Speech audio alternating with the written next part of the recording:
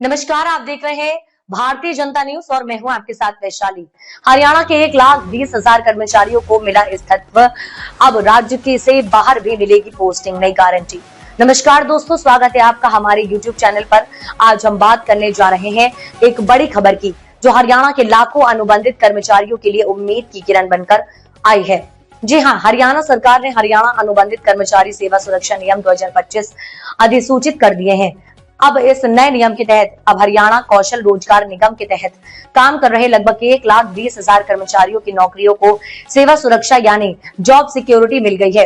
ये फैसला इसलिए भी महत्वपूर्ण है क्योंकि अब ये कर्मचारी केवल राज्य के अंदर ही नहीं बल्कि राज्य से बाहर भी नियुक्त हो सकेंगे।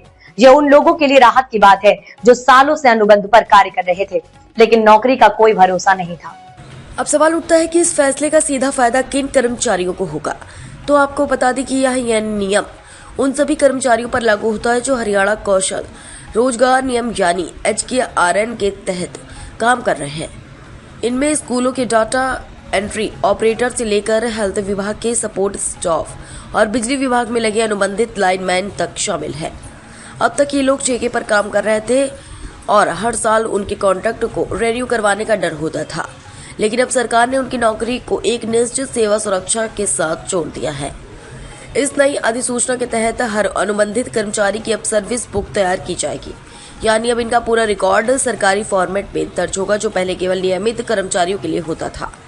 इससे उनकी सर्विस हिस्ट्री और परफॉर्मेंस का सही मूल्यांकन हो पाएगा। मुख्यमंत्री मनोहर लाल खट्टर ने इसे हरियाणा सरकार की बड़ी उपलब्धि बताया है। वहीं मुख्य सचिव अनुराग रस्तोगी ने इस नियम को अधिसूचित करके स्पष्ट कर दिया है कि राज्य सरकार अब अनुबंधित कर्मचारियों को भी लंबे समय तक बनाए रखने की नीति पर काम कर रही है।